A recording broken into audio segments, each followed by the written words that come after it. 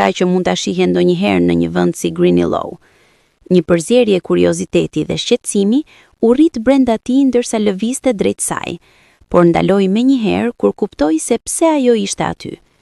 Gishtat i dridheshin ndërsa zgjatej për telefonin e tij për të thirrur 911, me mendjen që i rrotullohej nga ajo që sapo kishte parë. Ai nuk kishte qenë kurrë aq afër një shqiponje më parë, dhe madhësia e saj në jetën reale ishte dërmuese. Kur ajo zbriti fillimisht në pjesën e pasme, ai nuk mund t'u besonte syve. Shqiponjat nga fotot nuk i jepnin hakin realitetit. Ishte shumë më e madhe se sa mendonte. Megjithatë, diçka te ajo e tërhiqte brenda. Ai ndjeu se duhet të kuptonte pse kishte ardhur.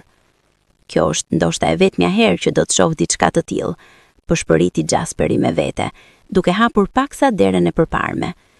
Pamja ishte e jashtëzakonshme dhe me çdo hap që hidhte, gjoksi i shtrëngohej.